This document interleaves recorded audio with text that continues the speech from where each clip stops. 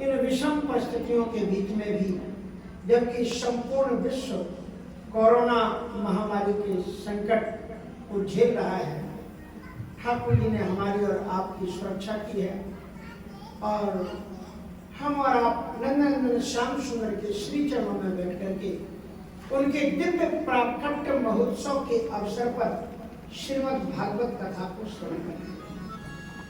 कल हमने और आपने बड़े आनंद और उत्साह के साथ न्यूयॉर्क स्थित इस हिंदू सेंटर के सुखद प्रांगण में नंद के आनंद भैरव जय कन्हैया लाल की सुंदर गीतों को गाया और श्री कृष्ण के प्राकट्य को मनाया।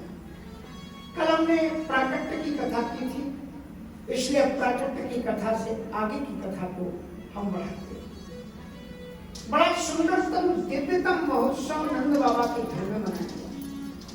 नंदस्त्वात्मज उत्पन्ने जाताल्हादु महामना आहुए विप्रान् वेदज्ञान स्नातः शुचिरलङ्कृता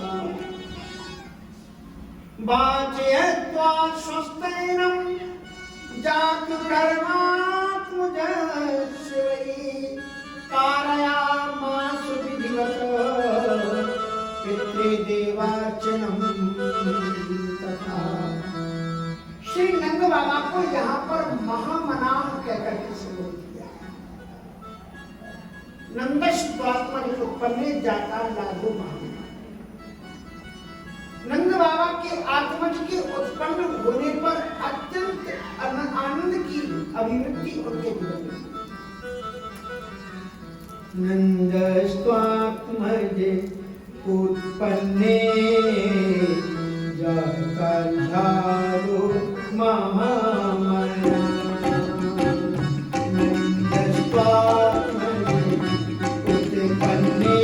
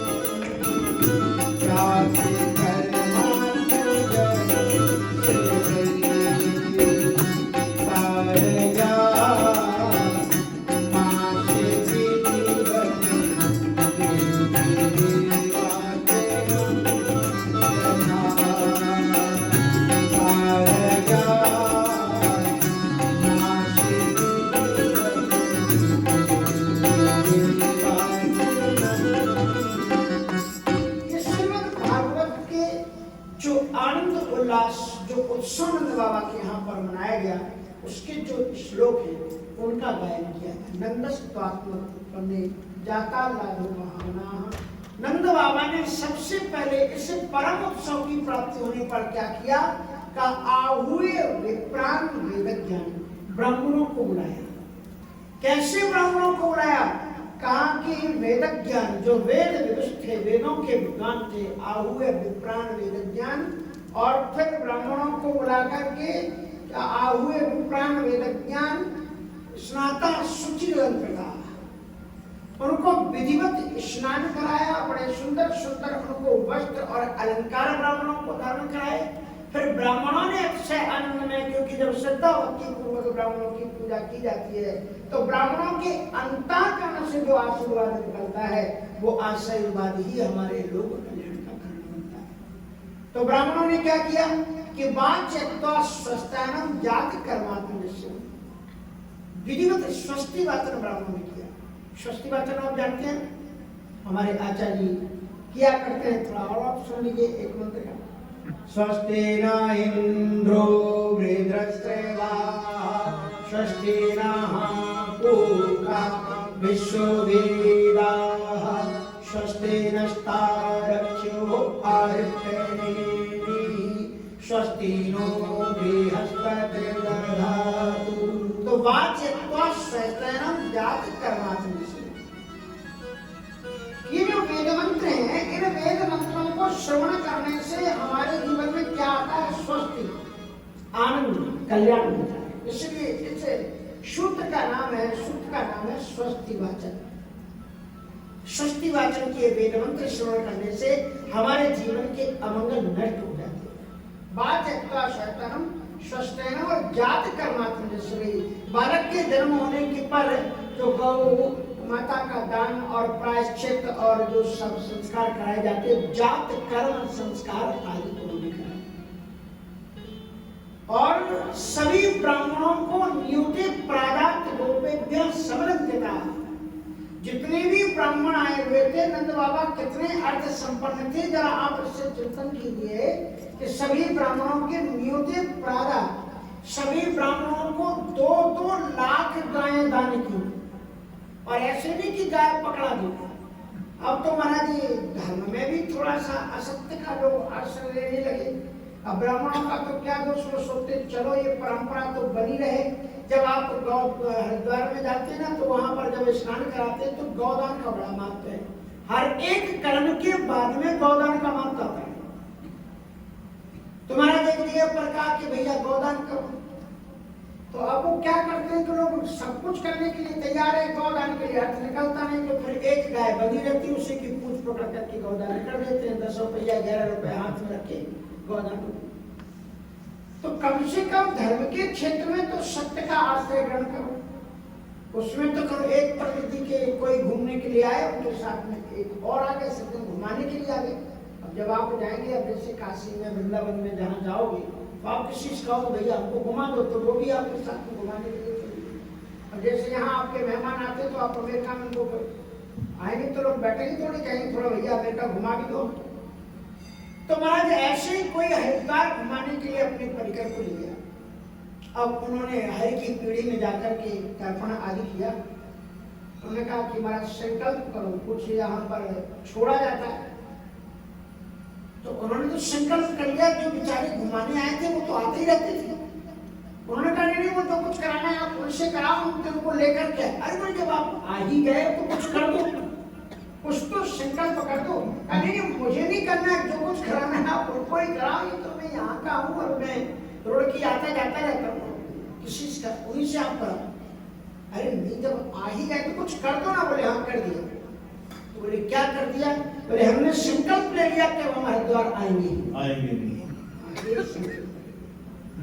तूने पाप न छोड़ा, क्रोध न छोड़ा, पुण्य कर्म क्यों छोड़ दिया? इसलिए व्यक्ति इन चीजों से भागता है। ऐसी ऐसी देश काल परिस्थितियां, तो उन्होंने धैनुनाम नियुते प्रादात, उन्होंने गाय दान की।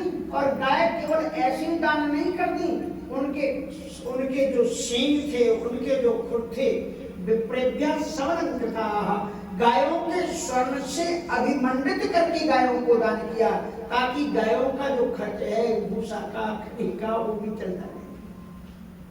हम लोग कुछ बच्चों को स्पॉन्सर करवाते हैं, कोई बच्चे को स्पॉन्सर करता है, इसकी इच्छा होती है $300, लेकिन उसके साथ में बच्चों से ज्यादा अगर कोई गाय को स्पॉन्सर करता है तो उसका ज्यादा खर्च लगता है, क्योंकि गाय का खर्च आदमी से ज्यादा आता है, खर, चूनी, भूसा आदि। तो गौ सेवा का बड़ा महत्व है, क्योंकि सर्वदेवमयी माता, सारे देवता उसमें निवास करते हैं। तो महाराज धैनुनाम नियुते प्रादात नंद बाबा ने एक एक ब्राह्मण को 2-2 लाख गाय प्रदान की। विप्रेभ्यः नंदता, ब्राह्मणों ने उनको अच्छे आनंद भर करके। इसके बाद में नंद बाबा ने सोचा बड़े आनंद से यहाँ पर बधाइयां गाई और झूला घाला गया, और निरंतर कुछ न कुछ गीत चलते ही रहते हैं। तो रेशम की डोरी से, रेशम की डोरी से बांधल वा पलना, झुलावे रानी यशोदा आपन ललना, झुलावे रानी यशोदा आपन ललना, झुलावे रानी यशोदा आपन ललना।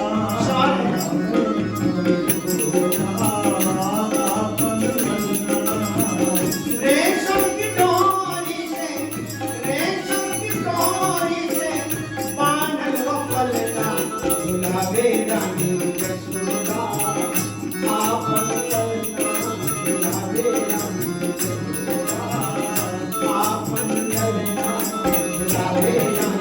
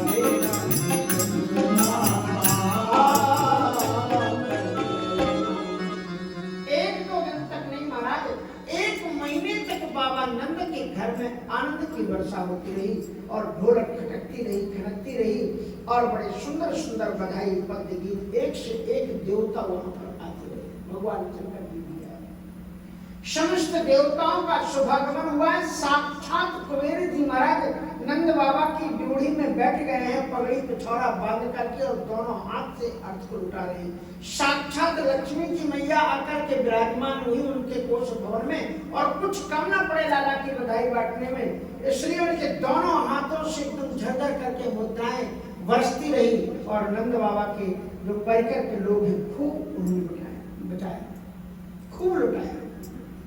इस दान महोत्सव के मनाने के बाद में नंद बाबा के मन में ये आया कि हमने 1 महीने का उत्सव मनाया, कहीं राजा गुस्सा न हो जाए, इसलिए सबको करते हुए राजा को भी प्रसन्न रखना चाहिए। उनको ध्यान आया कि टैक्स हमने अभी नहीं दिया, जरा टैक्स दिया। देखो टैक्स की परंपरा प्राचीन काल की थी, इसलिए नंद बाबा उपनंदों के साथ में राजा कंस से मिलने के लिए मथुरा में गए और उनको टैक्स दिया। फिर उनको याद आया कि यहाँ पर हमारे मित्र वसुदेव जी महाराज, इसलिए श्री वसुदेव जी से मिलने के लिए वो जेल गए।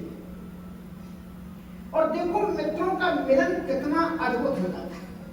मित्रों का मिलना देखना हो तो निश्चय देखिए कि मित्र का कर्तव्य होता है कि मित्र के सुख में अपने दुख को भूल जाए, और यदि मित्र दुखी है तो अपना सुख न बधाए उसके सामने जाकर के हमने ये अचीवमेंट कर लिया, हमने ये फैक्ट्री खोल लिया, हमने ये कर लिया, वो बेचारा दुखी बैठा है और तुम अपना कहने लग जाओ हमने तो ये प्रोग्रेस हो गई हमारी, हमने ये तरक्की कर ली। तो ये जरा दो मित्रों का मिलन देखिए कैसे मिलते हैं। तो नंद बाबा जी उनके पास में जब गए तो क्या कहा वसुदेव जी महाराज से, अहो ते देव की पुत्रा कंसेना बहुमोहता एका शिष्टा वर्जा कन्या सापि हाय हाय वसुदेव जी, आपके जीवन में कितने कष्ट है। इस दुष्ट निर्मम कंस ने आपके 6 पुत्रों को कैसे निर्ममता पूर्वक इसने मार दिया। 7वां पुत्र तो आपका आकाश को पैदा ही, और 8वें घर में कन्या पैदा हुई थी वो भी आकाश को उड़ी, क्योंकि नंद बाबा को ये बात मालूम नहीं कि वो 8वां पुत्र ही उनके पास में है। वसुदेव जी महाराज को इस बात का ज्ञान है कि मेरा बेटा इंजीनियर, पर उन्होंने याद नहीं दिलाया, बताया नहीं, क्योंकि बताते तो कहीं प्रेम कम ना हो जाए। इसलिए वसुदेव जी महाराज ने क्या कहा नंद बाबा से कि अगर आपने यहाँ पर कंस से आपने विधिवत भेंट कर ली है तो अब आपसे मेरा निवेदन है, करो वैवासिको दत्तो राज्ञे दृष्ट्वा वयं जवः नेहस्ते हम बहुतिकं संतुत्पाताश्च भोगे। अगर आपने टैक्स दे दिया है और राजा से मिल लिए तो नंद बाबा मेरा एक सुझाव है कि आप ज्यादा देर तक यहाँ पर न ठहरे, क्योंकि कंस के दुर्धर्ष और बड़े नृशंस राक्षस लोग चारों तरफ उत्पात मचा रहे, बालकों की हत्याएं हुई, इसलिए आप अत्यंत शीघ्र अपने गोकुल के लिए लौट जाए। अच्छा, गोकुल का अर्थ क्या होता है जानते हैं? गोकुल का अर्थ होता है गोमानी इंद्रियां और कुल मानी होता है समूह। ये जो गोकुल, ये जो आपका शरीर है, यही इंद्रियों का समूह गोकुल है, और इसी में नंद बाबा आपकी आत्मा है, और यहीं पर परमात्मा का प्राकट्य होता है। और इस पर विभिन्न प्रकार के जो विकार है वो आक्रमण करते हैं। जब वसुदेव जी ने यह बात कही नंद बाबा से कि निहस्ते हम बहुत संतुष्ट आए दिन यहाँ पर उत्पात हो रहे हैं, इसलिए आप जितनी जल्दी हो सके आप वापस लौट जाओ।